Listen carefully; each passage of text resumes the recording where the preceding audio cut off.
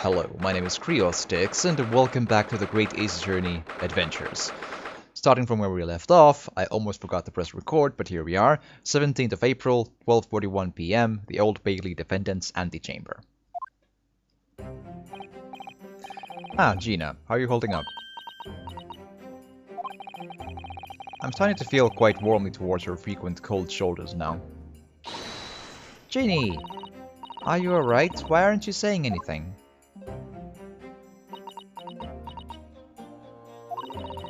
What's the point, huh? Why go to all this trouble and fight so hard for the likes of me? What? Well, you saw it, that picture. What picture? Ah, you mean this? The photograph taken by Hurley's red-handed recorder? Well, I didn't think it would have captured the scene like this, that's for sure. It's hopeless. Anyone who sees that gonna think I did it, ain't they? Well, I won't pretend it wasn't a bit of a shock when the prosecution first presented it to the court. Surely, you gotta have your doubts about me now. You can't still think I'm innocent. Of course I can. Ginny, why don't you talk to us? Tell us what really happened that night. Runos cleverly managed to piece together a lot of new information, but still, we'd really like to hear it from you. Alright then. It was after we'd had that dinner together at your place, right, Iris? Then we all had a chat up in your office, didn't we? Yes, I remember.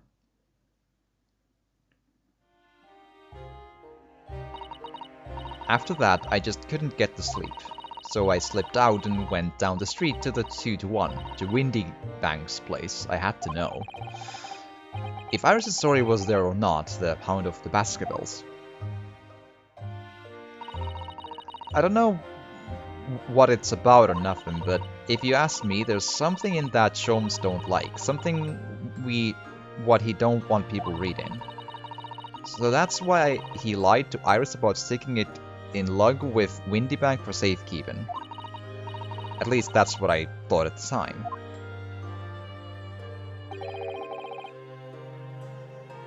So you broke into Windybank's.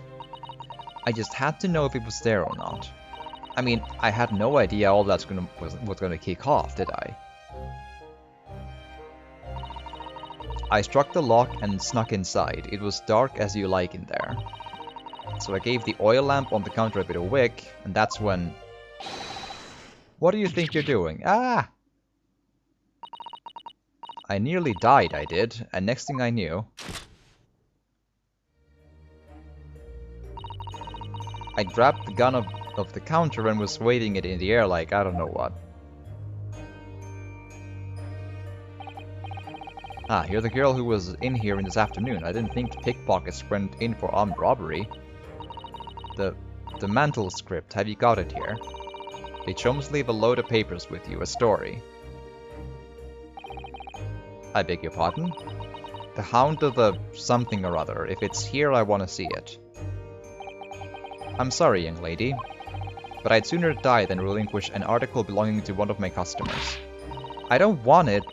What would I do with it anyway? I just want to see it's here, that's all. Oh, you want to see it, do you? I want to know if Sholmes really pawned it here or not. Please, just let me see and I'll go. Oh, very well then. But for pity's sake, stop waving my gun around, would you?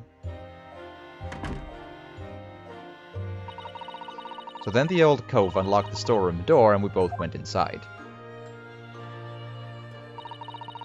And it was there, alright, the mantle script. Sholmes weren't lying after all. You did all that just to check for me, Ginny? Anyway, then there was a bit of a kick-up out in the main bit of the shop. The Skulkin brothers arriving on the scene, yes.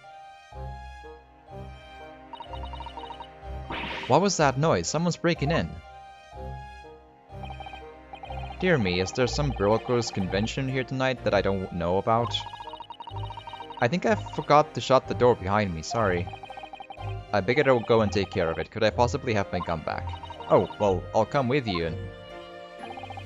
Now don't be foolish, young girl. You must stay right here. Don't leave this room under any circumstances. And with that, he took the gun out of me hands and walked back out into the shop. I am back in the storeroom like he said, straining my ears in the dark to hear what was going on. It sounded like they got into a bit of a scrap. I started to think I should help see. So I was just about to go out the storeroom myself when...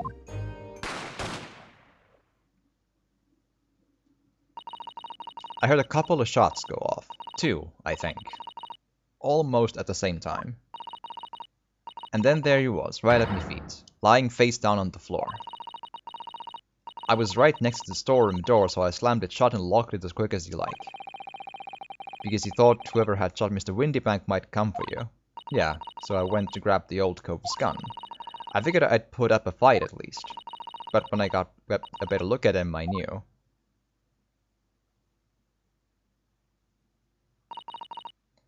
Windybank was a goner. I felt funny in me head all of a sudden, kind of dizzy. And after that, I don't remember nothing. That must be when you passed out, Gina.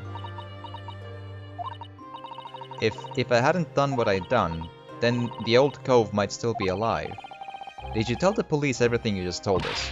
Of course I did, but they didn't believe a word of it, did they? All they said was, if I kept telling lies, it'd make things even worse for me. It'll be alright, Ginny, don't worry. Just stay strong a little longer. Bruno's about to put the real culprit through the mill. That cove what was there in the afternoon? That Eggert Benedict? I still remember how he looked at me like I was nothing. He was there that night. We don't know his real name yet, but I'm convinced that he's involved somehow. Anyway, thank you for telling us what happened, Gina. I appreciate your honesty. You would? You can leave it all in Bruno's capable hands now, Ginny.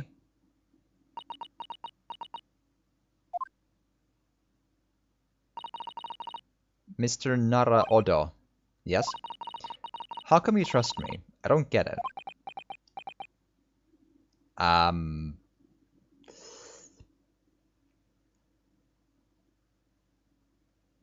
Honestly, I don't, but everything does point to her not being the killer, though, so... Don't trust as a person, but I don't think she did it, though. Yeah. I mean, have you forgotten what happened here before? Come on, it was only 2 months ago. Me and McGill did. We told you a whole pack of lies. And you got the bog trotter off with him, even though he was a killer. No, I could never forget that. Oh. I did what I thought was best at the time, but the pain of that error of judgment doesn't get any easier to bear. Honestly, that's not an error in judgment, that's you giving McGilded the best defense you could, and that's that. Like, you're not the... You don't necessarily need to know who is the real killer or not, and even if they are, you're supposed to, like, make them prove that your client did it, which they didn't prove. So that's that. That's how, you know, a country with laws and such works. You know, that's how the legal system is supposed to operate. Innocent until proven guilty in a court of law. Still, don't forget that I also made you a promise. I told you that I'd be on your side at the bitter end, no matter what. But what if I'm lying? You could be working to get another killer off the hook for all you know. I was once in your position, Gina. I was the accused in a trial. You were? Before I left Japan, I was accused of murder. And strange as it might sound, the circumstances of this crime were pretty damning. I was sure that no one would believe it wasn't me who'd done it. Oh, Runo. But there was one person who stood up for me, who believed in me, and was prepared to defend me. My best friend.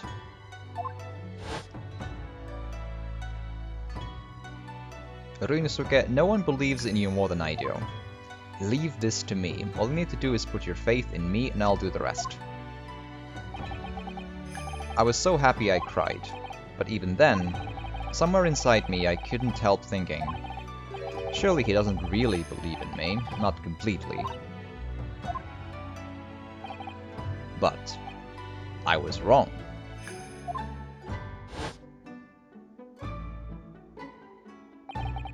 As soon as my trial began, it was obvious that he had the best bandana in all of Japan, maybe even the world. And I will always remember that bandana, but I'm going to have some trouble remembering his name, mind you. That's the deal. That's the trade-off of having a magic bandana that just goes with the wind, regardless if there is any wind or no. That is the long and short of it. That he had an absolute unwavering belief in me.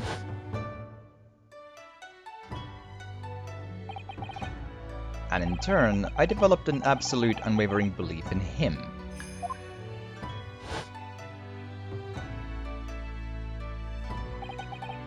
Since then, I came to realize, if you want someone to believe in you, you have to believe in the other person first. What are you saying? I promise you, Gina, that no matter what happens, I'll keep believing in you. So you don't need to worry. I won't let you down.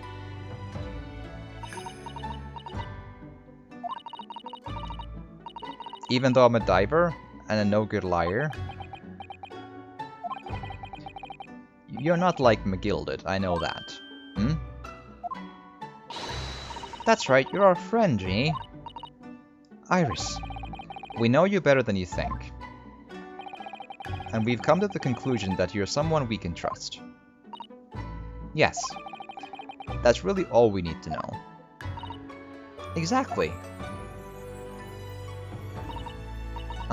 Mr. Naraodo,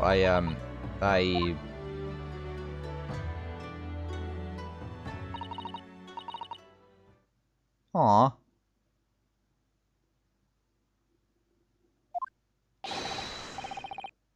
Defendant Gina Lestrade and her legal representative.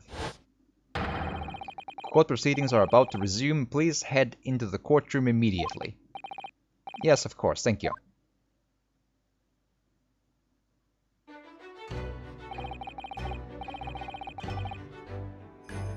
I'd been both a defendant and a defending lawyer in my time, so I knew only too well just how hard it was to put all your faith in another. And I also knew just how hard it was to bear the burden of another putting all their faith in you. This is it at last, the final chapter, the final battle. Wish me luck, Susato-san. And I hope you're watching over me too, partner.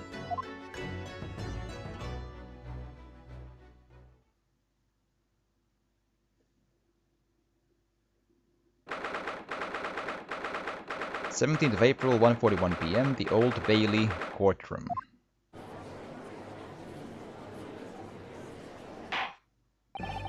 I hereby call this court to order as we resume the trial of Miss Gina Lestrade. Lord Van Zieks, have you successfully subpoenaed the witness?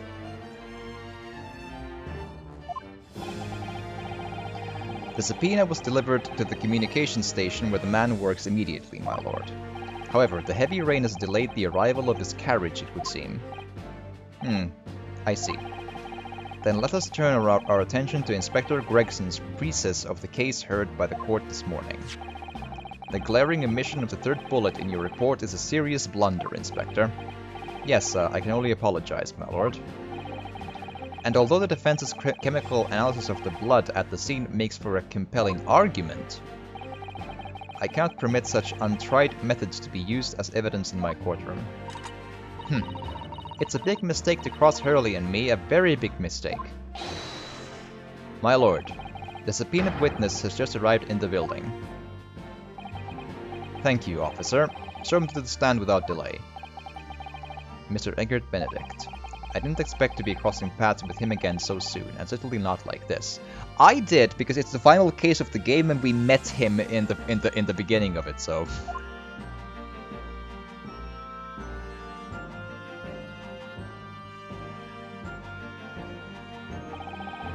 Thank you for complying with the court subpoena at such a short notice, sir. But of course, my lord, as an upstanding member of London society, it's my pleasure to oblige.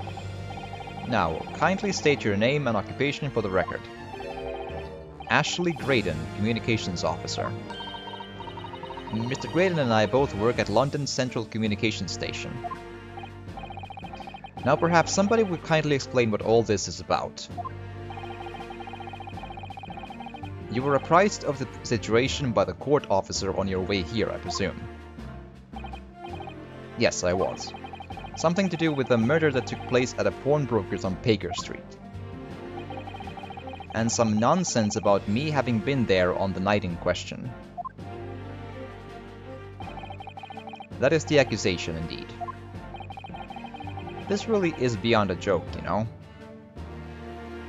Does he have a gunshot wound? I don't see one, but... Very well, without further delay, the court will hear your testimony now, Mr. Graydon.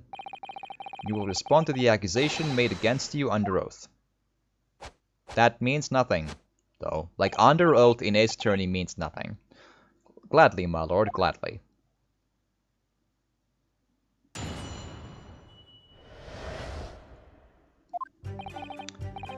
Naturally, I have occasion to make use of pawnbroking services from time to time. But are you seriously suggesting I colluded with these thugs to break into the place on the night of the murder? I have no intention of admitting to such an outrageous accusation, even if certain parties here present claim that my blood was found at the scene. Some Scaramouche detective's homebrewed tincture can hardly be taken as serious evidence. His point is well and true enough, but I still think he was there, though. So you deny the accusation completely, do you? I must say I am dismayed. For the highest court in the land to be swayed by the self-professed detective's toy. It was the will of the jury, and our great British justice system demands that the jury's will is upheld. Then it would seem we have the misfortune of a most inept assembly of jurors today. By golly. How long am I expected to be detained here? If, following the defense's cross-examination, your involvement in this matter has not been established, you will be free to leave immediately. Good, then I shall be away in time for afternoon tea. Some small consolation at least. Let us not hold up Mr. Graydon any longer than necessary, counsel, and proceed with the cross-examination. So, we meet again, Mr. Eggert Benedict. Or is it Mr. Graydon? My apologies, you are... Ryunosuke Naruhodo, defense lawyer. We have met.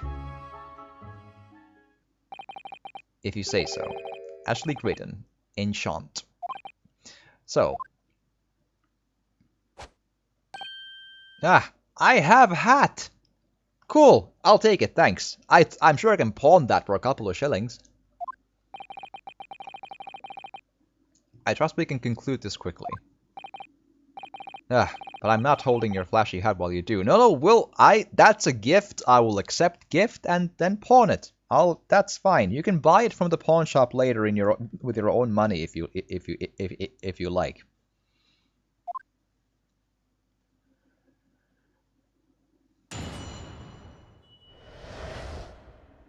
The accusation. Naturally, I have occasion to make use of pawnbroking services from time to time. Hold it! Hold it. Yes, we even met in the very pawnbrokery where the crime took place on the afternoon of the day in question. Though, of course, you introduced yourself by a different name at the time. It was Mr. Eggert Benedict, I believe. Tell me, what made you... Objection! The witness is here to testify about events that took place that night. He is under no obligation to answer such unrelated questions. You can't be serious. Thank you, because I certainly do not feel inclined to answer such an inappropriate question. So he's going to be evasive, is he? In an effort to not to give anything away. This could be tricky.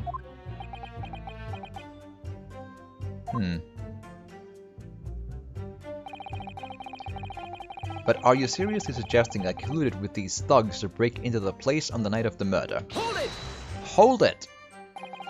Have you seen these two men before? This pair? No, I don't associate with criminals. Said by a man who introduced himself as Egbert Benedict. I'd like to know who I have to thank for this. Who made this outlandish accusation against me? The young lawyer there in the black. This is a farce! And you are an arse! Yes, whose idea was it to permit an outsider to work in a British court anyway?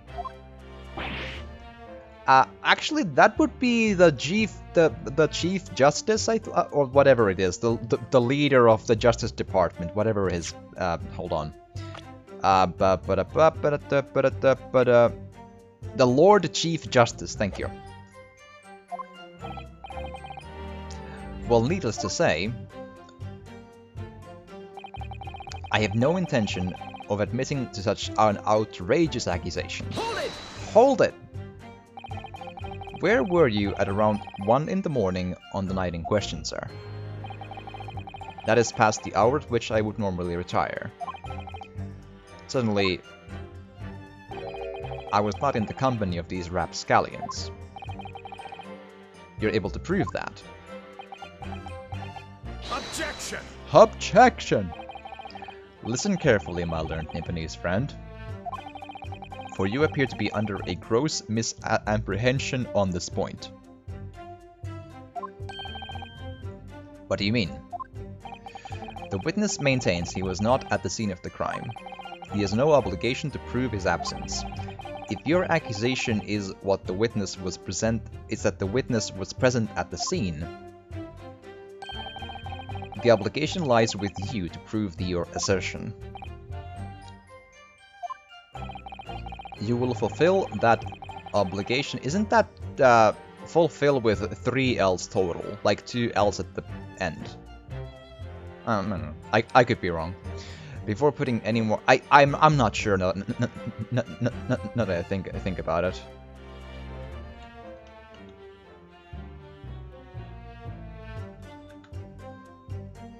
Up. You are correct. I think it could be. Yeah, they're both correct. All right, I stand corrected. Cool. There we are. Did not know that. You learn something new every day. I like it.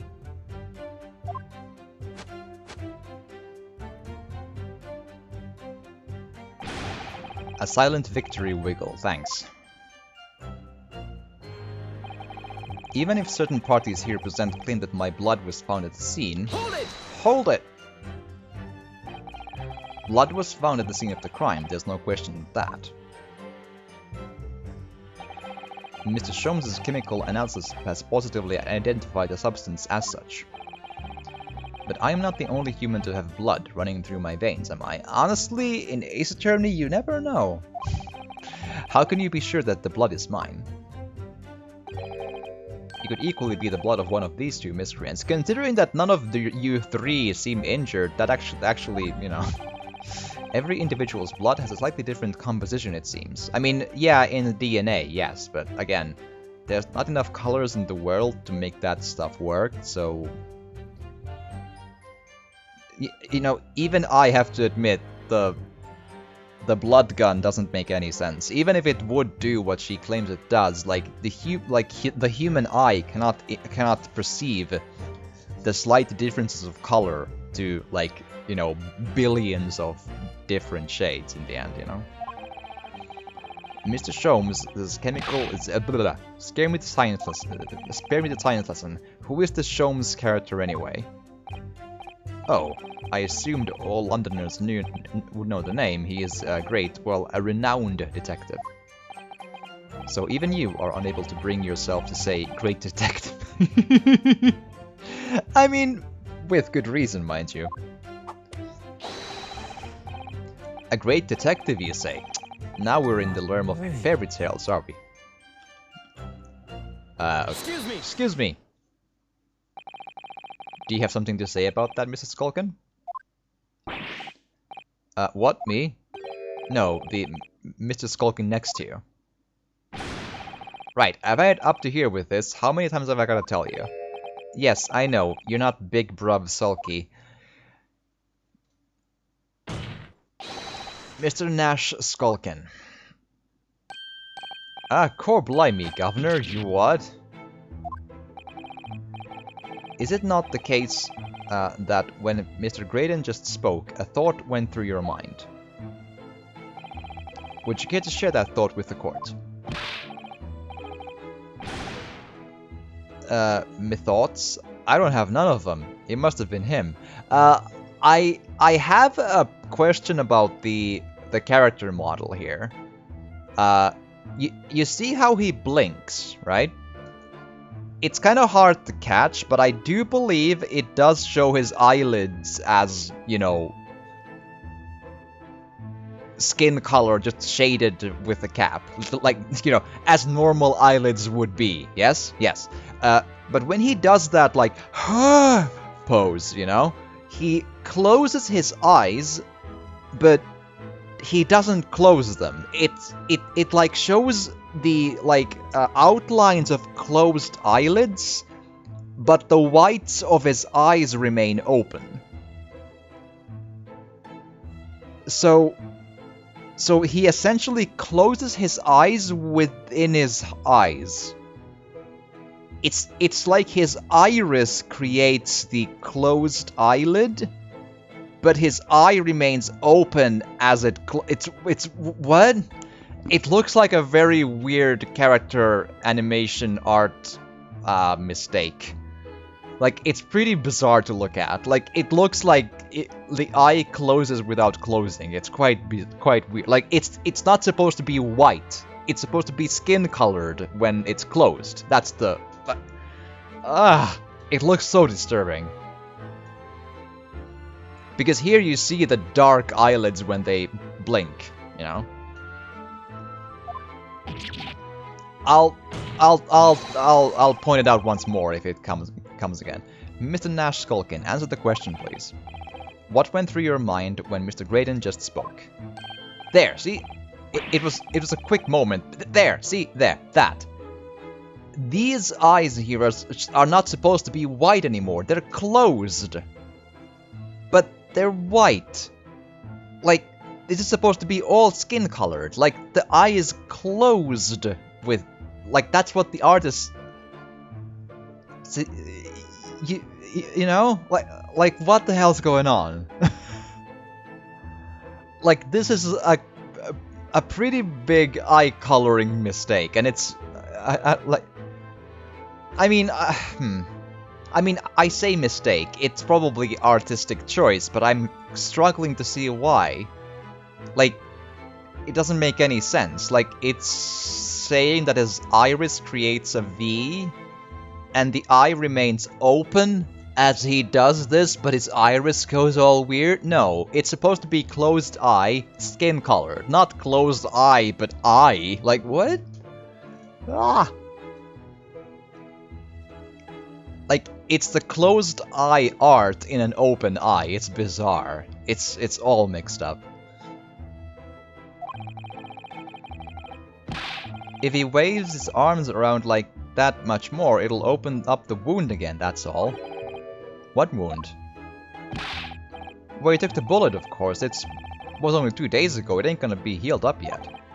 So I was, well, you know, I was worrying for him and on. Oh, hell's bells. Mr. Graydon, did you hear that? What? Your comrade is worried about you, it seems. On account of your injured arm. My lord. Yes, Mr. Graydon? I have no idea what these two wretches are talking about. Certainly, I shouldn't be expected to answer anything in relation to their mindless insinuations. We know that someone other than the victim was hit by a bullet at the scene of the crime 2 nights ago. And from the height of the bullet's hole, the wall, that person was likely hit in the upper arm or thereabouts. Or the head. You know. Perhaps you'd allow this court official to examine your arm, sir. The left arm that you're currently clasping with your right hand as if in pain. No, I refuse. You have shown no evidence whatsoever that links me to these common thieves. Accordingly, I'm not obliged to permit any such invasion of my privacy. As I've already said, I'm completely uninvolved in all of this. I've never had anything to do with the pawnbrokery where this fellow was killed whatsoever. I take offense at the insinuation that I was in any way involved. You claim to have had nothing to do whatsoever with Mr. Windybank's pawnbrokery.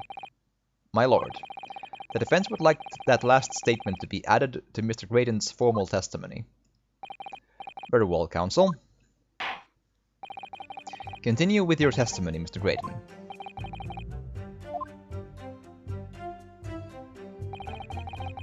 The bottom line is, I have never had anything to do with the pawnbroking establishment where the man was killed. Haha! We have you now!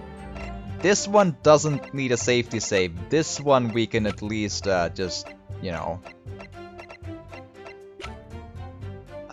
actually, where is the photo about that?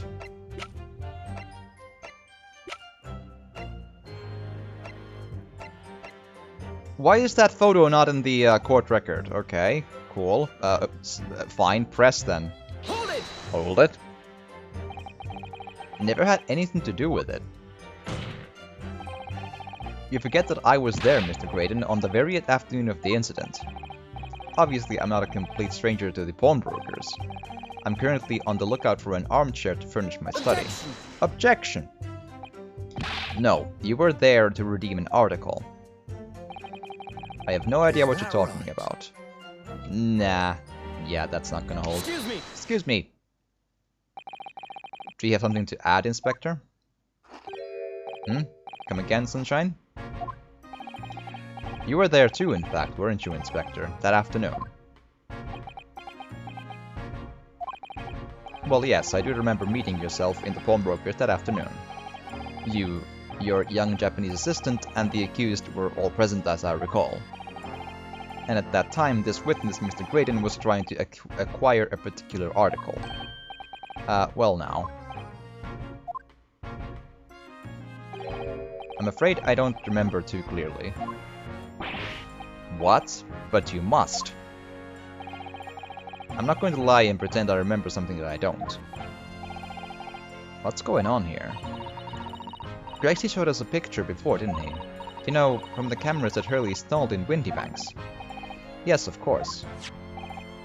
Indeed, and the gentleman pictured bears a striking resemblance to the witness, I must say. Exactly, which proves that Mr. McGraden was in the shop on the afternoon in question. Well, it's not the afternoon yet, actually, it's 11 AM, but still. At no point have I denied that fact. You actually have.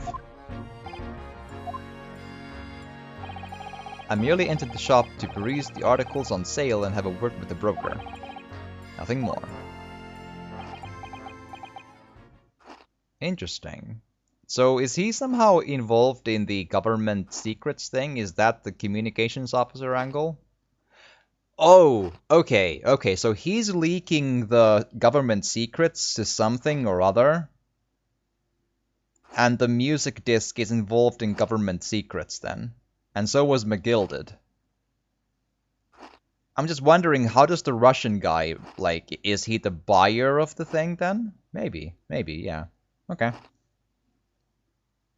But why would he be protecting the main suspect then? Like, or is he, Is there a different angle to it once more? This makes no sense. I understand why Mr. Graydon might be trying to cover his tracks. But why would Gregson be trying to avoid giving testimony about what happened? That's all he's going to say on the matter, is it? What do you think, Bruno? Well, I mean, we can prove he is there, but the game won't let us, so okay. With the picture. I think he has no intention of telling us anything. He's well aware that the less he says, the less chance he has of giving himself away. The complete opposite of Hurley, then. He seems to think that the more he says, the better. Well, at least I managed to prise a little more information from these witnesses' lips, all thanks to the Skulkin brothers. Yes, they were the key to it after all. So he says that he had nothing to do with Windybanks. Well, we know that's not true. Perhaps now would be a good time to have a proper look through the court record. Good idea, I never know what tiny scrap of information could become a valuable weapon.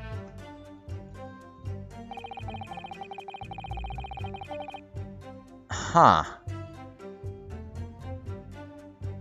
So, but the court won't accept that I saw him, the court won't accept that Gina saw him, and Gregson is protecting him for some reason. What evidence do I have of doing stuff here? Suggesting colluded Bray murder, no, there have been station.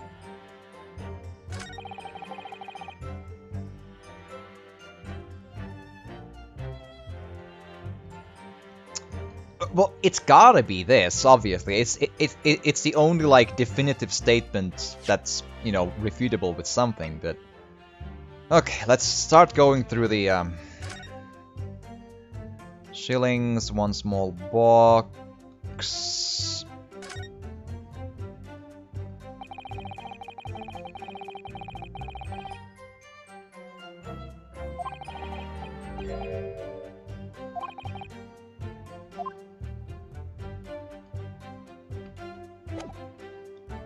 Right, representation papers, that probably doesn't mean anything. Again, but that blood is not the...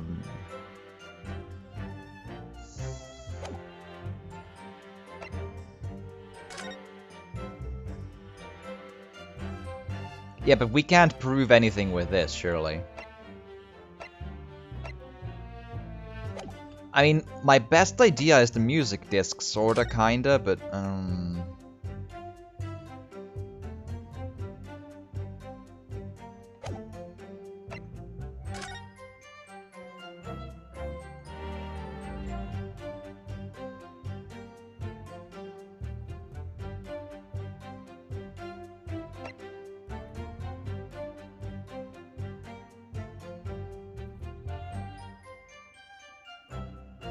I wonder at which point this comes in handy, but...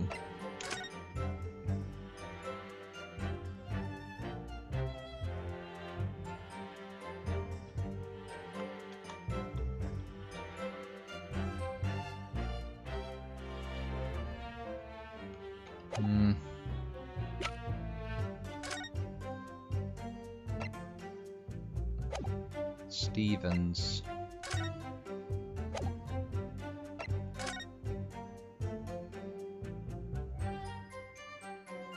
I'm curious about, like, signatures and text in here, like, that doesn't really mean much.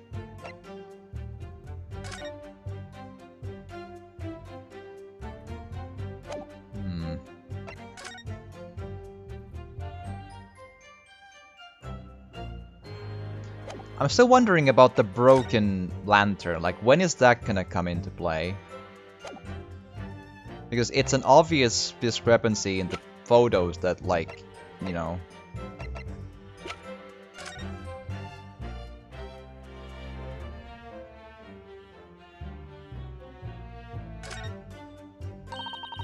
You have to pop your two prints in here to start with, you see?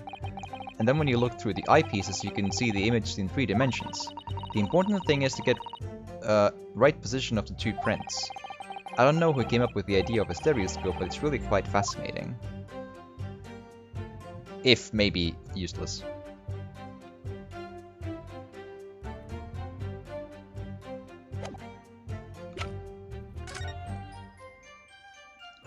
We've done the blood testing. We know this is says McGilded.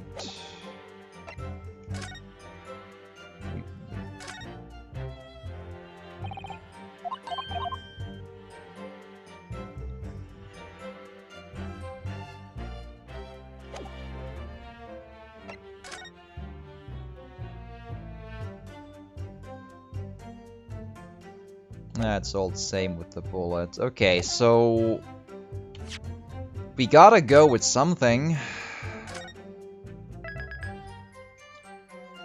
I guess the best guess would be the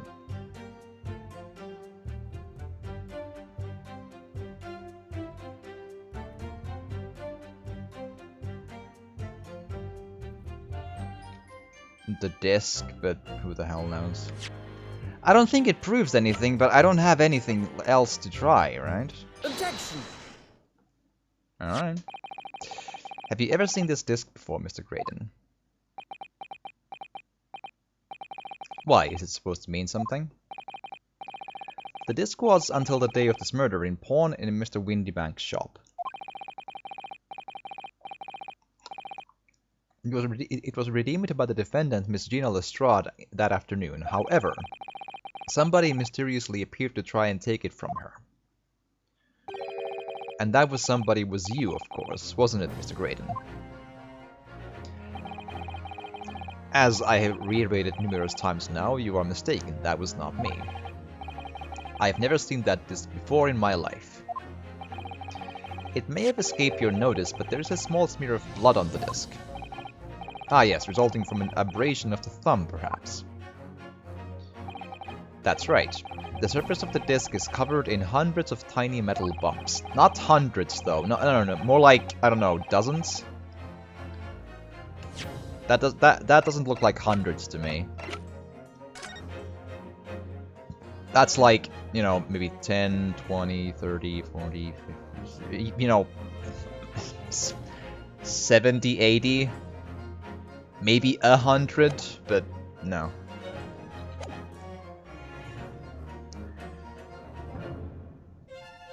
In the skirmish to acquire the disc, the thumb of the person who tried to take it suffered minor lacerations.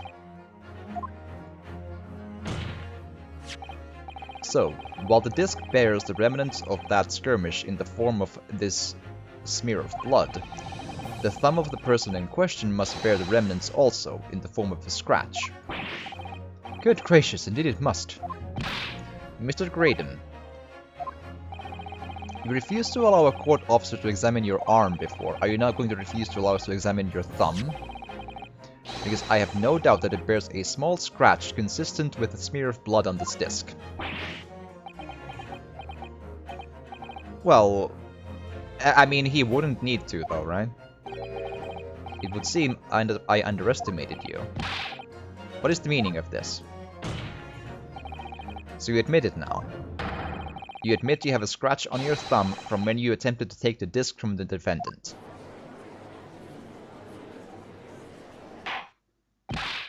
Order, order. Well, Mr. Graydon. It would appear there has been something of a misunderstanding here. I did not attempt to take the disc, as you put it. No, quite the reverse. What are you trying to say? It's really quite simple, you see. The disc was mine from the outset. Is there some crime in taking an item that you own out of pawn? What? It would seem, Mr. Graydon, that in this piece of evidence, my learned friend has established a link between yourself and the incident. Accordingly, you will tell the court everything you know about the disc now. As you wish. Though I'm quite sure it has nothing whatsoever to do with the pawnbroker's murder. It might have quite everything to do with it, mind you. The disc. There's a note on the disc saying "for McGilded," but the item belongs to me. The redemption ticket was stolen from me by the accused, that filthy gutterling, on the day in question. I proceeded at once to the shop in order to explain my situation and redeem my article. In the end, of course, the disc was taken by the police. The ticket was not for the disc, though, it was for the coat. In other words, I had absolutely no reason to break into the shop later that same night. Did I hear you correctly, sir? McGilded, you say, the famous London philanthropist? Who perished in this very courtroom 2 months ago after being acquitted of a distinctly messy murder. Yes, my lord. The one and the same. Good lord, Mr. Graydon. Are you saying that Mr. McGilded and yourself were acquainted? Yes, that's correct.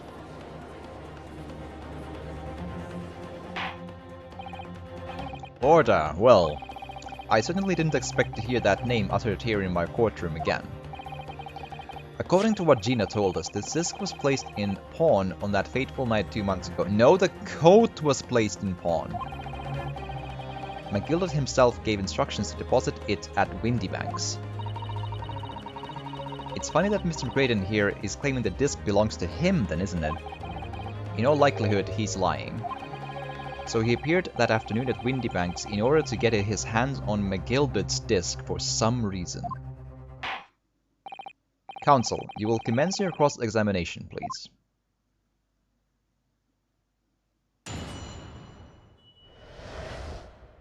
The disc. There's a note on the disc saying for McGilded, but the item belongs to me. Hold it! Hold it! Would you care to explain how this belongs to you? As you will observe, a communications officer such as myself commands a fine salary. You are certainly exquisitely dressed, sir. So you see, I have little need to make use of these services by the pawnbrokery trade. However, I did once find myself in difficulties having misplaced my purse whilst on an errand. Which is why I pawned my fine black overcoat to the broker in question. You claim that was your overcoat.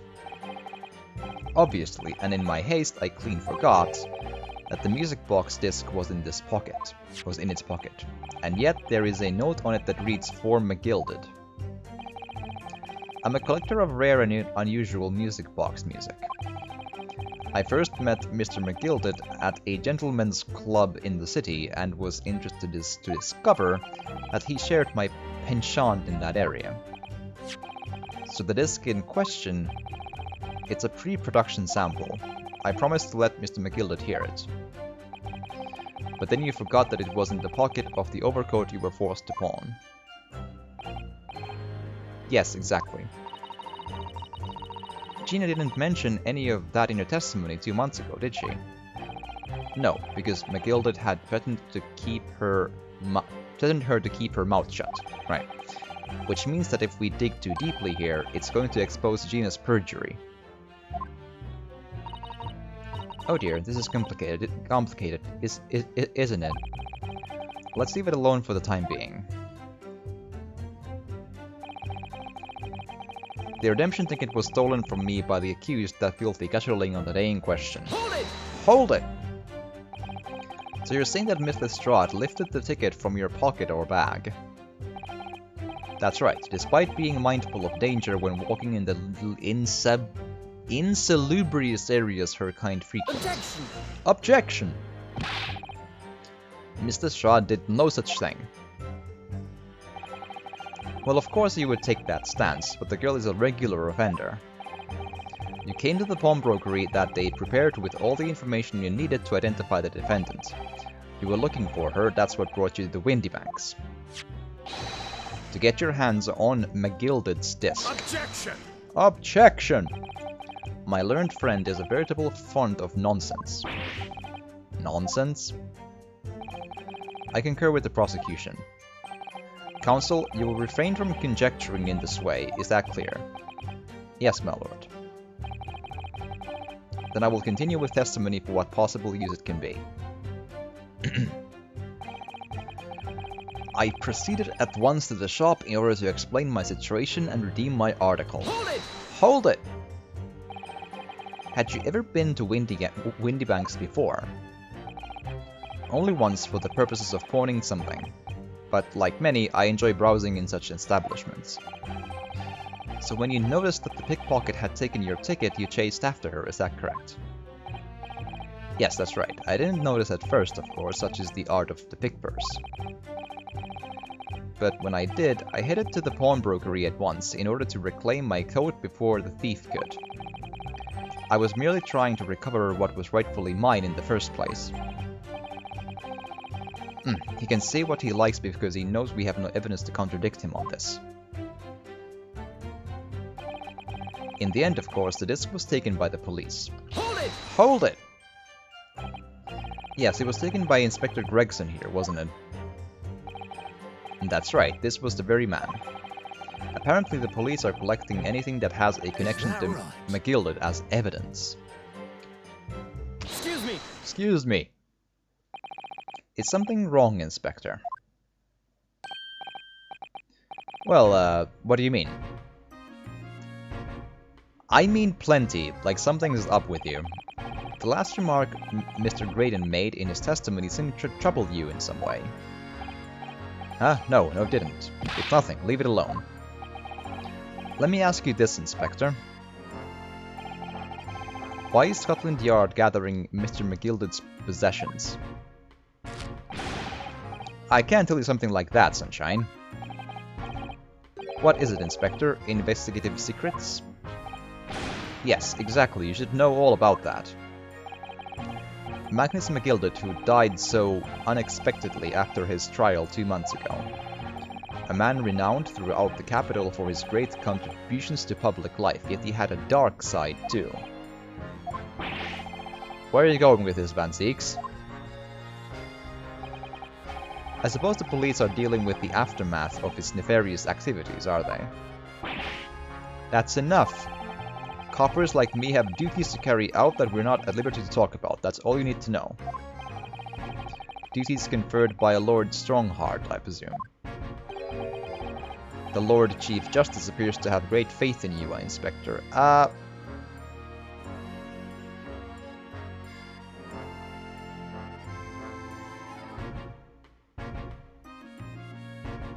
I'm trying to, if he's the Lord Chief Justice, shouldn't he be more about, indeed, the prosecutors and so on? And the government lawyers and whatever. And the police should be more essentially under the control of, elected officials, the Minister of, well, the Finnish equivalent would be like the Minister of Inner Security, as in inland, in the country, that sort of a, I don't know.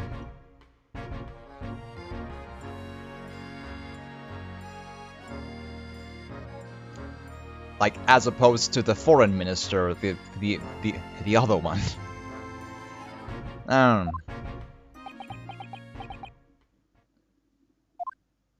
Why are you on the stand anymore? The bottom line is, if you want to get more out of me, you're gonna need Lord Strongheart's paw print first. What's all this about? It's like there's something going on between Gregson and Lord Van Zieks here. Well, it would appear that the Inspector has revealed all he is at liberty to reveal. Mr. Graydon, let us return to your testimony. Gladly, my lord.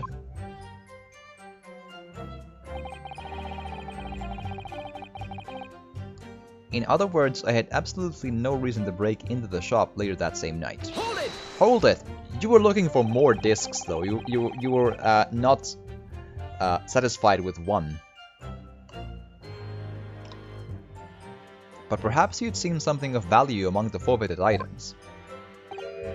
No, not at all. Oh. A valuer was brought in by the police to assess everything in the shop. Without exception, every article on the shelves was common or garden bric-a-brac. In that case, it's clear that you broke into the shop later that day in order to recover Mr. McGilded's disc. Have you not been listening, man? Even if I had wanted to recover the disc, you may recall that it had been seized by the police that afternoon. It was no more in the shop that night than as I keep saying, I simply had no reason to break in. So there was nothing of McGilded's left in the shop that night. Nothing this man might have been after. I wonder if that's really true. Again, I think he thinks that there's more discs there. I think that is the reason. And there probably is more stuff by McGilded in there. Like, that would make sense.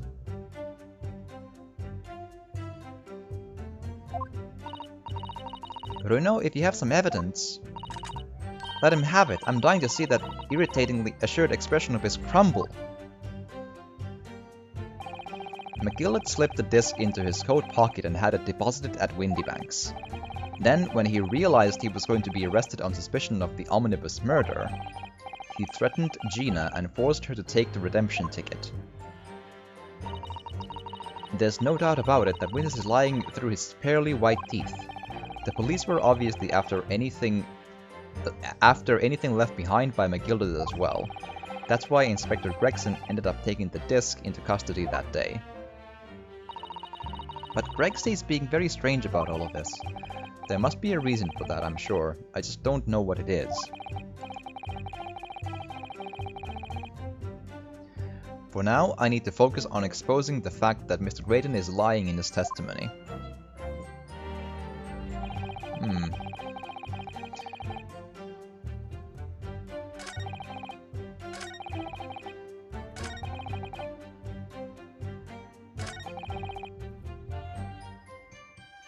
Okay, time for a safety save, and I don't know what else to do than just present everything on this one.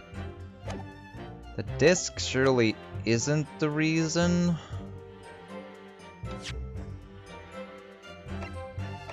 Oh, the box, sure.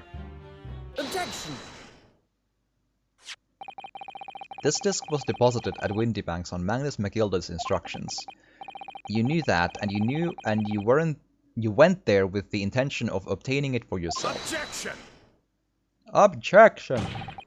Conjecture again, and in any case, the disc was taken into custody by the police that afternoon. The witness had no reason to visit the pawnbrokery again that night. Objection! Objection! Sorry, my learned friend. That's not true. What? Mr. McGilded had another article in pawn at Windybanks, as this second pawnbroker's ticket proves.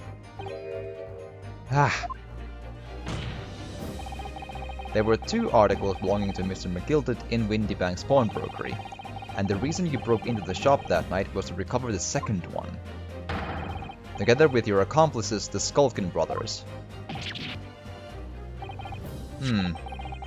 This is the second ticket, is it? What had the man deposited?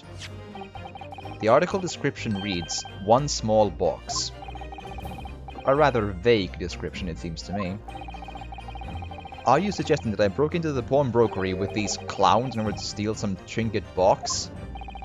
I believe there are adequate grounds to suspect that you did. This is absurd. Why on earth would I do such a thing? Once the article had been forfeited, I could simply walk into the shop and purchase it. There would be absolutely no need for me to resort to theft. That's a good point. Indeed, the witness makes a solid argument. So that means that for some reason, this Graydon fellow needed the small box that very night, does it? Objection! It's time to put an end to this nonsense, my lord. Could you be a little less cryptic, Lord Van Zeeks? I do hate to ruin my learned friend's argument, but the truth is quite incontrovertible. On the night in question, no small box was taken from Windybank's pawnbrokery. And rest assured, the prosecution can prove it. That means nothing, it just means that they failed to take it, you know? Because, you know, Windybank didn't let them take it, and Gina locked the door. Good gracious. Inspector, show the photographic prints to the court, if you please. Yes, sir. What prints? These prints were taken from one of the detective's security cameras. Ah, Hurley's red-handed recorders again. As previously explained using this plan of the shop layout, the victim's establishment was furnished with automatic cameras in 2 locations. One was set to capture the counter where Mr. Windybank received his customers, and the other was set to capture the shelves on which articles were placed on sale once forfeited. Objection! These contraptions are inventions of Mr. Sholmes. Those were the grounds that you yourself did not accept my evidence about the blood, though. Therefore, I don't accept anything that these photographs say or do or show if they are not in favor of my argument.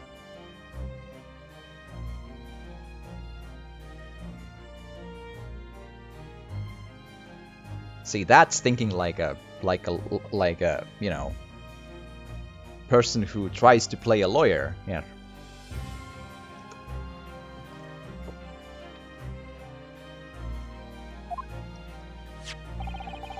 According to the information on this ticket, McGilded's small box had been forfeited already. 2 days before the incident at 9 PM on 13th of April to be precise, which means it would have been on the shelves of forfeited items in the shop front. Now, what I have here is a print taken by one of the cameras about 2 hours before the incident. That's at 11 PM on 15th of April.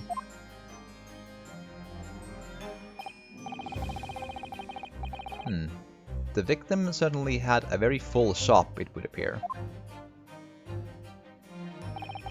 And then here we have another print. Okay, so there's apparently something missing or switched or opened or something. Like something's a little different again, stereoscope, let's go. Okay. I see. So we have 2 pictures to compare. Again, please don't make me cross-eye stuff. I can't do it. It doesn't work with me. Okay, trying to get a quick look at this. So anything that's different. I think that statue is a nod to the first game. You know, the Thinker statue, because it was the murder weapon. It's a little different looking, but the vague idea is still the same.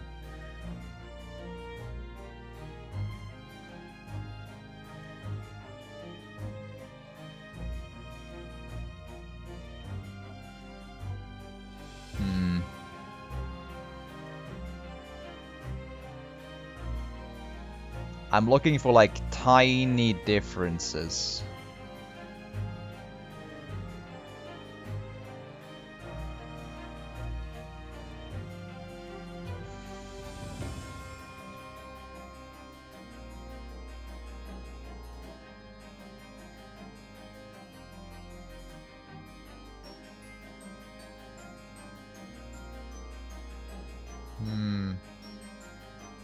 Ah, there it is. That ornate round box has been moved in between. Therefore, it's been opened and probably stuff taken from inside. Though I must say that placing them side by side leaves me cold.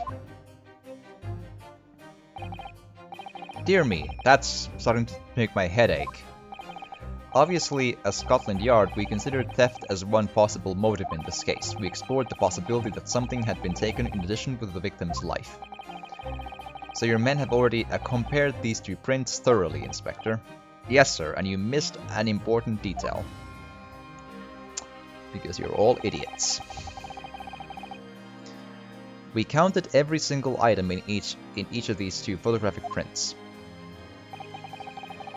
And the Yard's conclusion is that exactly the same number are present in both. In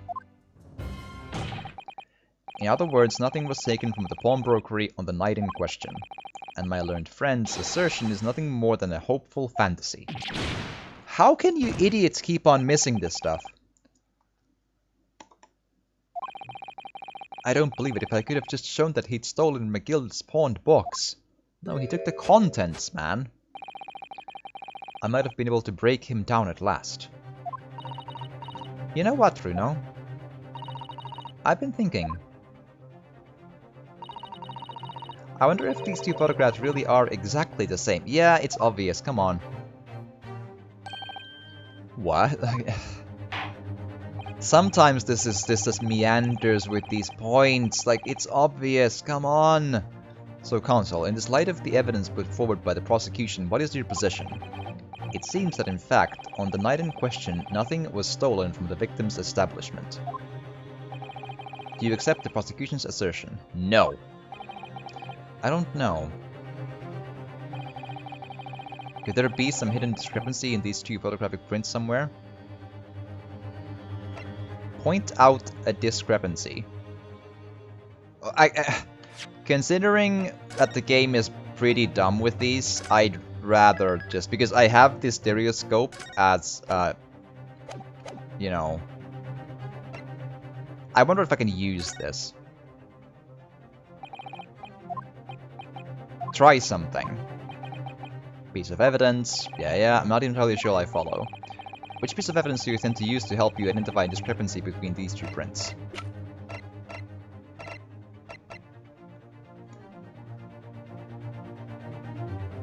Take that! I'd like to use this device, my lord, to view the two prints stereoscopically. Oh! Yes, you've caught the bug at last. You can't resist, can you? You've got the cross-eyed compulsion. Juror number 3, what a surprise. Come on, Runo. Let's put the pictures in place and see what this wonderful contraption shows us. There we go. Now look through the eyepiece.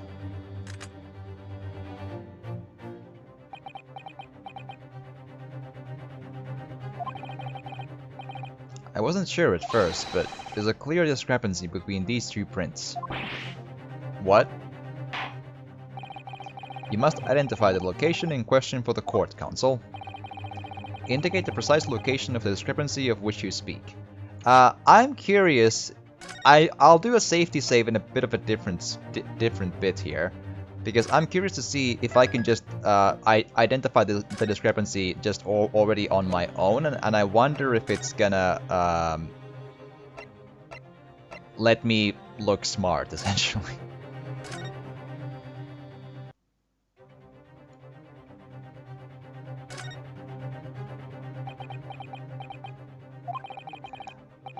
I wasn't sure at first, but there's a clear discrepancy between these two prints. What? You must identify the location in question for the court, counsel. Indicate the precise location of the discrepancy of which you speak.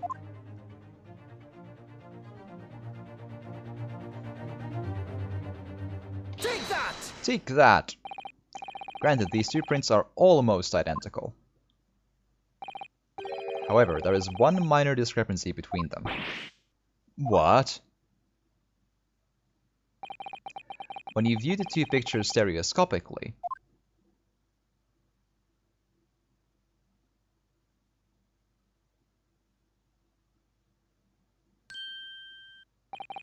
a single area stands out as being different, the location of this small box. Let me wait. Unbelievable.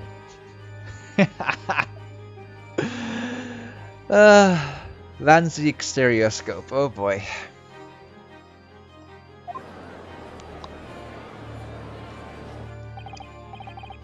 By Jove, you're right. How extraordinary.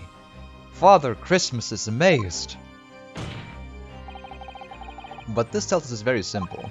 Mr. McGilded's small box was indeed not stolen from Windybanks on the night in question. However, there can be no doubt that somebody picked up this particular box and then returned it to its place on the shelves. Are you suggesting that the small box originally deposited by Mr. McGilded is in fact, yes, the very same small box I just identified in those photographic prints? Objection! Objection! Mindless guesswork, what if it was? So a box was moved on the shelf, nothing was stolen. Which means quite simply, that nothing has changed. That may be true, but Alright, McGillicud's box wasn't stolen then. But doesn't the fact that it was moved like that change things?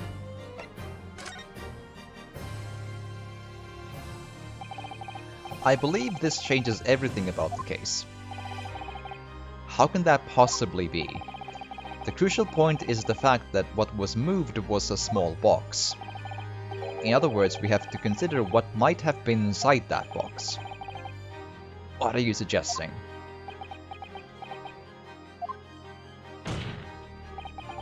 I'm suggesting that we need to examine that box as soon as possible. A vital piece of evidence is sitting on the shelves at Windy Banks as we speak. Objection! That won't be necessary. Some little box belonging to a man who died 2 months ago can't possibly be relevant to this trial. Based on what? Like, that statement makes no sense, Van Zeeks. That's absolute, utter nonsense. I'm puzzled how illogical this boy is, you know? The court does not uphold your objection, Lord Van Zeeks. Bailiff, arrange for an officer to go to Baker Street at once. Obtain the small box in question and bring it back here for further examination. I just wonder, like, if it's empty, then... You know. Graz Ghost, hi, welcome. Hope you've had an excellent day. Didn't get bored yet? No. It's Ace Attorney, come on.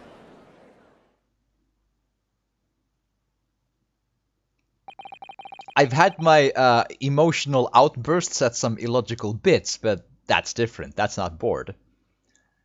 Oh, I've been playing this for a while, yeah. I'm on the final case of the first game though, so it shouldn't be too long. Too long though. We should have a report within half an hour. I think perhaps we should recess for a short while until the evidence is brought forth. To be hoodwinked by such a farce. Disappointing. I beg your pardon, Lord Van Zeeks. This is nothing but a smokescreen, a Nipponese speciality, it would seem. What are you trying to say? My learned friend has persisted with the same line of reasoning from the very beginning, that this witness's intent was to steal an article belonging to Mr. McGilded from the pawnbrokery. Yet common sense tells us that none of the articles have value enough to be worth stealing in the first place. Exactly. It would be beyond absurd to break into a place for the purpose of stealing such commonplace property.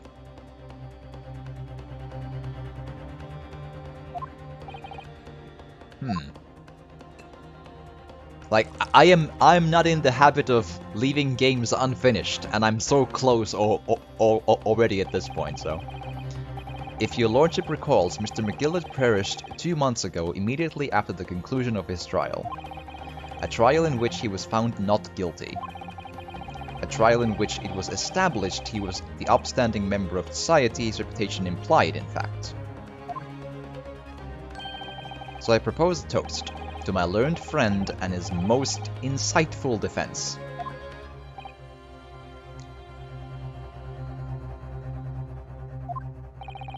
The articles this upstanding member of society pawned were entirely ordinary.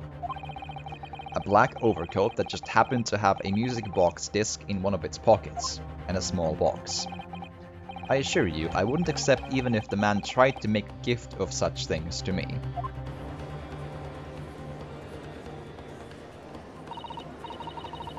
That does make a lot of sense. It's not as if it was gold or jewels, is it? Though goodness knows McGilded is rich. The prosecution's argument is undeniably compelling.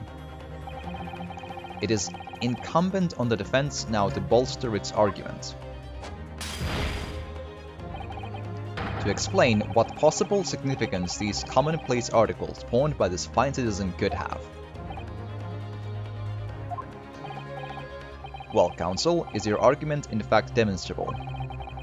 Are you able to show proof that the disc or the box are in any tangible way related to this case? Well, What's the matter, Bruno? We know that they're related, don't we? They're both vital pieces of evidence. Yes, of course, you and I both know that. We know McGilded's true character, and we know the disc is significant, even if we don't know why. But if we explain all of that to the court at this point, we'll have to acknowledge that McGilded's acquittal 2 months ago was a mistake. That the defense's argument was flawed, based on false information. Oh no! And that would mean admitting that Gina committed perjury. I mean, but perjury means nothing in Ace Attorney, though. I maintain that perjury just means that, like, you know, the prosecution doesn't like you, and Santa is like, that's bad, and then you go free and nothing changes, you know.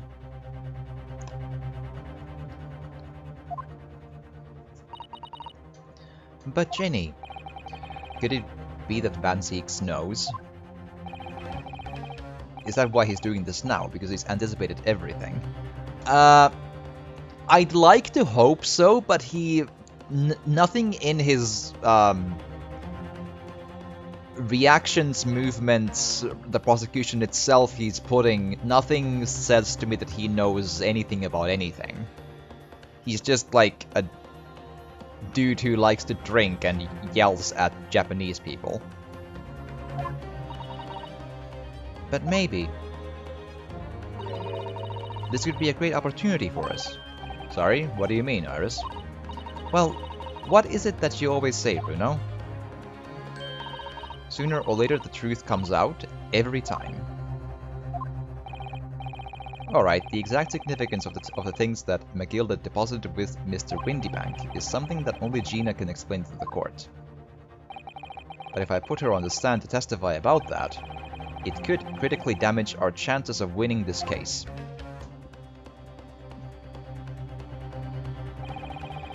What's the right thing to do here? My lord, the defense would like to make a proposal. Oh, what proposal, counsel? For you to retire. While the court awaits the arrival of Mr. McGilded's small box, I would like to call the defendant, Miss Gina Lestrade, to the witness stand. The defendant? To what end?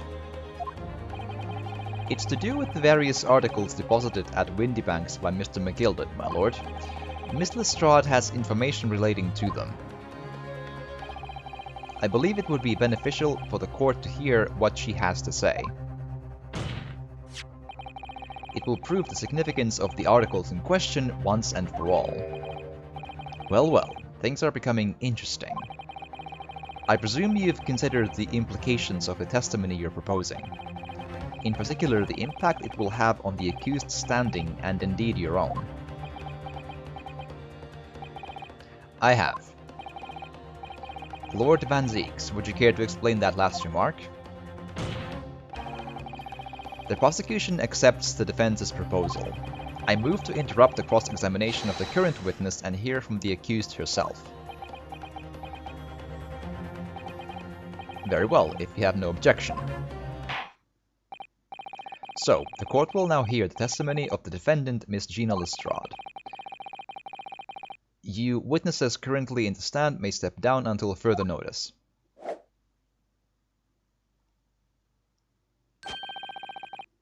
Then I shall bid you good day. Wait. You, sir, shall remain in the stand while Miss Lestrade testifies. As you wish. Alright then, Gina, it's time. I know this will be hard, but please, put your faith in me here. Good luck, Bruno.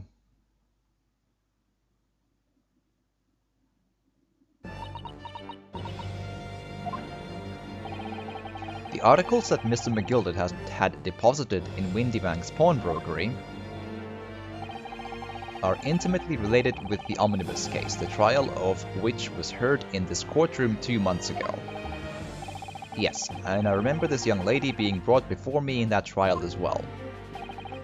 That's right, my lord. Her testimony helped to establish the innocence of the defendant, Mr. McGilded. The omnibus case was intriguing, to say the least. And now here we all are again. The same players in that trial facing each other once more. A twist of fate, perhaps, my Nipponese friend.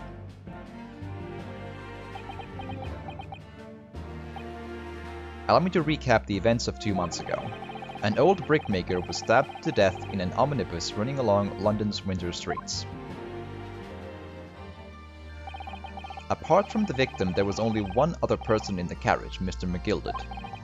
Naturally, he was the prime suspect for the murder. But as the trial progressed, another possibility emerged. That the murder in fact took place above the defendant's head on the roof deck, with the body then being dropped through the skylight into the carriage below. It was Mr. Strahd whose testimony brought that possibility to light. At the time of the incident, Mr. Strahd was concealed under a seat in the carriage, hoping to pick the pockets of unsuspecting passengers.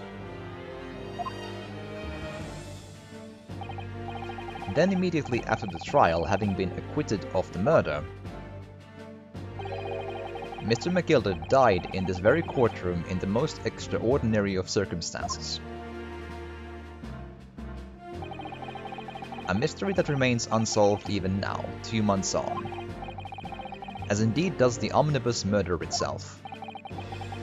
Be that as it may, I recall neither the disc nor the small box being mentioned in the course of those proceedings. Miss Lestrade,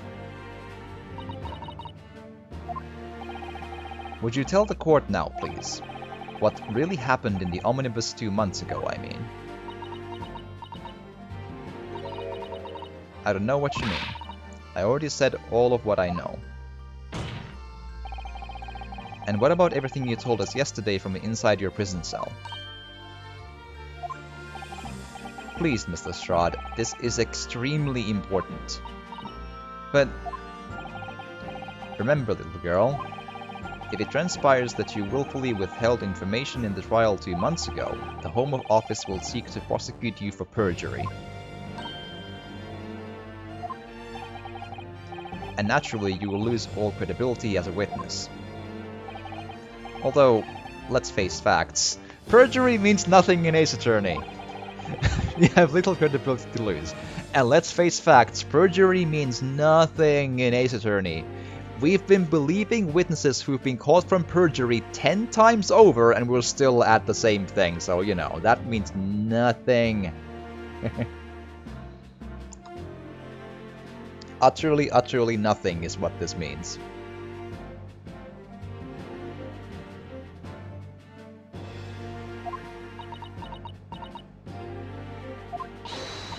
Ginny, don't listen to him. Please, you have to trust Runo now. Iris? We're on your side.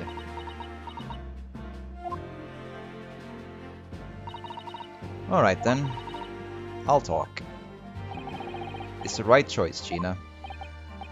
Well, it would seem that my learned friend is hell-bent on bringing the entire courtroom down about his ears, so be it. I must confess that I'm struggling to understand what on earth is happening here.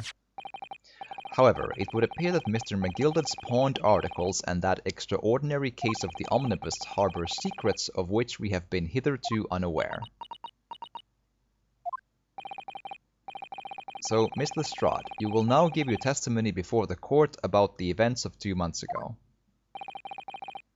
You will reveal the truth, a commodity sorely lacking in your original statements. This is it then, everything's going to come out. Like Van Ziek said. This could bring the whole courtroom down about my ears, but as a lawyer I'm prepared to take that risk.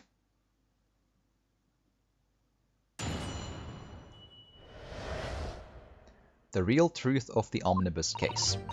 Truth is, that brickmaker Cove was in the cabin of the omnibus the whole time. When the Irishman dragged me out from under the seat, I saw that disc on the floor. All of a sudden I heard a scream from over me head, and that pair on the roof deck went off to call the slops. That's when McGilded slipped the driver some tin to do a run to the pawn shop roundabout. He threatened me not to snitch, not to say nothing to no one about what I'd seen or heard.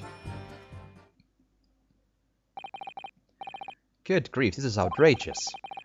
What you just told the court bears almost no resemblance to your testimony 2 months ago. As you say, my lord. Then there's every chance I may have adjudicated an error in McGilded's trial. It sounds very much to me as if the man deliberately deceived this court in an effort to cover up the most wicked of schemes. In cahoots, even! Without doubt, your lordship is correct. A great injustice was done in this courtroom two months ago. The actions of the accused in that trial, of this witness, and of my learned friend are entirely inexcusable.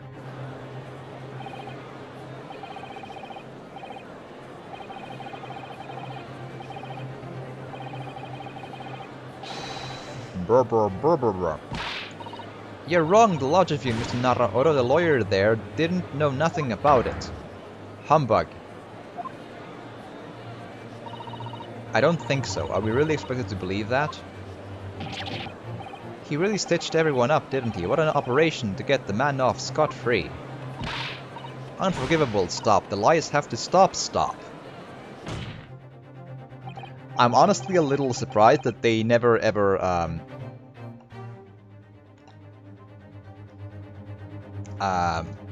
have done the stop gag before, up until that one. Yes, the defense made a terrible error of judgment. I intend to take full responsibility and suffer whatever consequences are deemed appropriate. However, it's imperative that the court allows the witness to elaborate on her testimony, because the true significance of McGilded's pawned articles must be brought to light. Very well, my learned student friend. Given the depths of calamity you've just plunged yourself into, this may well be worth hearing. Words fail me. The situation is utterly deplorable. Mr. Naruhodo. Yes, my lord. I will decide upon your fate following the conclusion of this trial. Of course, my lord. Blimey, Mr. Naruhodo. Now, counsel, proceed with the cross-examination.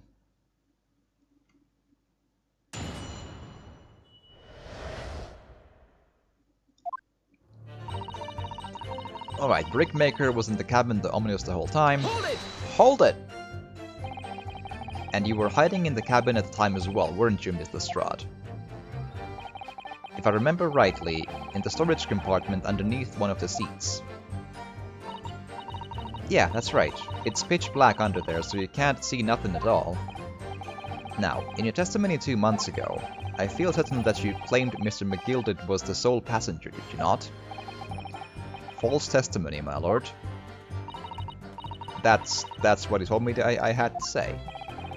But it's important that you tell us the truth now. Were Mr. McGilded and the victim acquaintances? I don't know. But I did hear him talking a lot. What were they talking about? Well, I couldn't hear too well, but if I had to say, I think it was about money or something. They kept talking about buying and not buying. Perhaps business dealings of some kind. Well, anyway, they got louder and louder. It started to sound like a proper fight. I was pretty scared by then. I hardly dared to breathe, and then all of a sudden, I heard a noise like someone keeling over on the floor. It was blooming loud and all. And I believe you let out an involuntary scream. Yeah. That's what gave me away. When the Irishman dragged me out from under the seat, I saw that disc on the floor. Hold it! Hold it! Was the disc you saw this disc? Yeah, I reckon it probably was. It was right next to the cove lying on the floor. Could this disc have belonged to the victim, perhaps? I don't know, but McGilded picked it up pretty smartish. And then he sat the cove with the knife in his belly up on the seat. What did he say to you at that time? He told me not to say a word about what I'd seen or heard to no one, about the disc and all. I was dead scared, the way he was looking at me. I thought, if I didn't go along with it, I'd get stuck with that knife too. Then he started asking me a load of questions, like what my name was and where I lived and that. He asked me about being a diver too. But after a while, what happened in the carriage was noticed. Yeah, that's right. First there was a kind of rapping noise. All of a sudden I heard a scream from over my head, but the pair of me on the roof deck went off to call the slops. Hold it! There were 2 gentlemen occupying the seats on the roof deck, I believe. That's right. They must have looked down through the skylight and noticed the cove with the knife in his guts. When they screamed, the driver pulled up the horses and McGilded got me out of sight. Out of sight? Where? Back under the seat where I started off. Once the carriage came to an halt, the 2 coves from the roof ran off to fetch the slops. If they immediately left to fetch the police, it would appear they were entirely unrelated to the incident. So that left McGilded, the driver, and you still at the scene. Yeah, only the driver didn't know I was there because I was under the seat. I heard the cabin door open and a voice from outside. The driver, yes, he also testified in the trial, I believe. A fellow who went by the name of Beppo, if memory serves. What did McGilded and the driver say to each other? I don't know what happened and stuff like that, and mainly. That's when McGilded slipped the driver some tin to do a run to the pawn shop roundabout. Hold it! Hold it! That pawn shop obviously being Windybanks on Baker Street. Just a moment, counsel. Do you mean to tell me that the driver gave false testimony at that trial as well? Everyone's given false testimony everywhere, you know this! Perhaps the excursion of the pawnbrokery slipped his mind when he was in the stand. Indeed, Lord Van Zeeks. McGilded took off his coat and gave it to the driver. He folded it up and carefully before handing it over. When I saw him do that, I remember thinking, that coat and what's in it has got to be worth a few bob. Yes, Gina was sure that the disc must be worth more than Mr. Windybank was suggesting, wasn't she? I remember her quibbling with him over the price that afternoon at the pawnbrokery. The driver looked pretty happy when McGilded flashed some brass in his face. He went running off at a lick. Then the bog trotter called to me and told me to come out from the drag's cabin.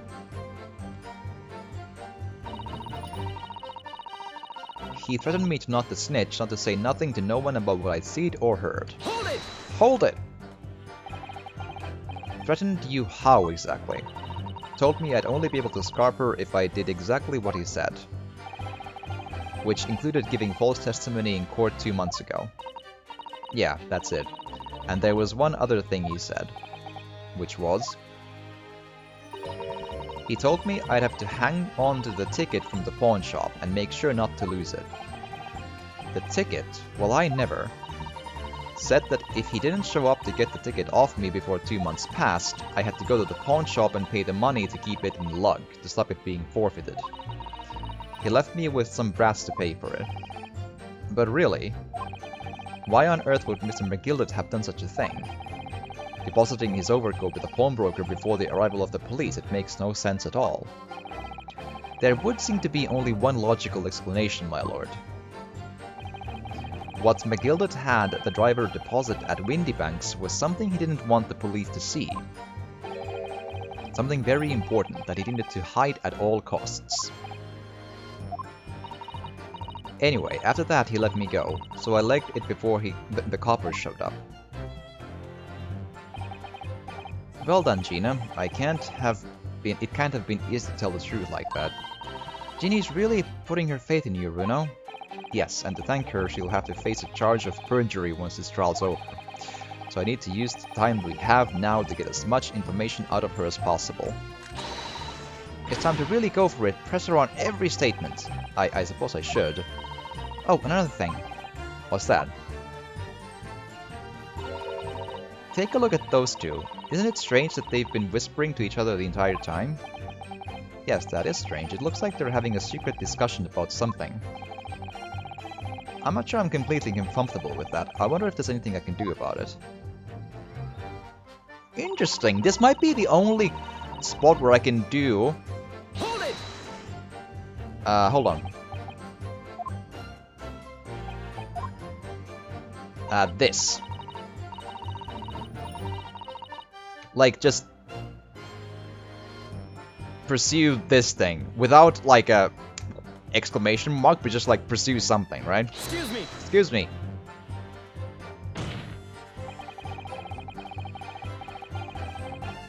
Is there something you'd like to share with the court, Inspector Gregson and Mr. Graydon?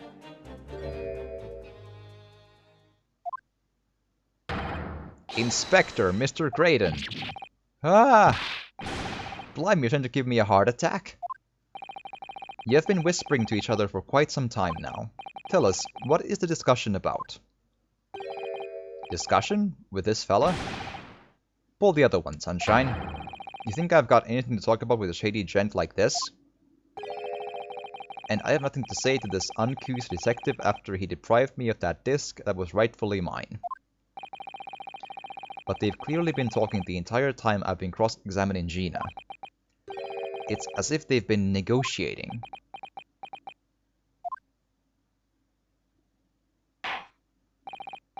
Thank you, Mr. Strahd. Thank you, Counsel. I've heard enough. I believe we now have a reasonable understanding of what actually transpired on the omnibus. It would appear on that night 2 months ago a negotiation was taking place on the omnibus.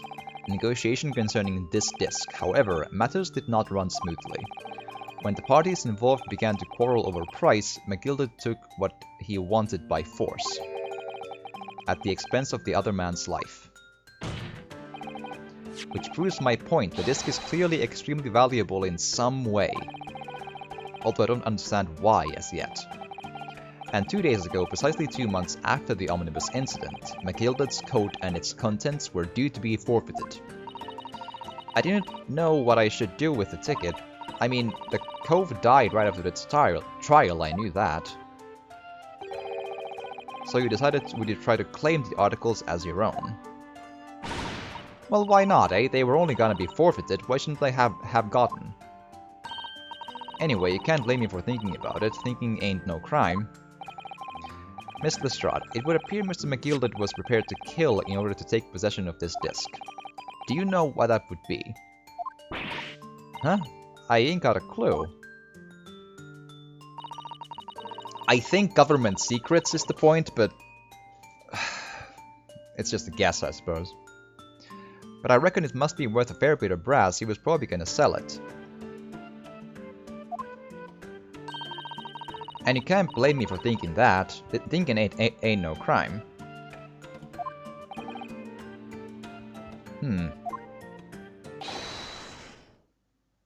My lord! The evidence your lordship requested has been located and is ready for the court's inspection, sir. I'm just wondering, like... I mean, how do I prove that the discs were there since they were probably taken away from the box, you know?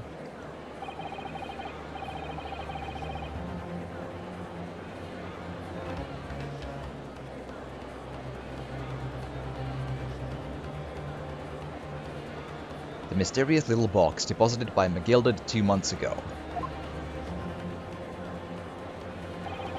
There's no doubt in my mind that it's a key piece in this far-reaching puzzle.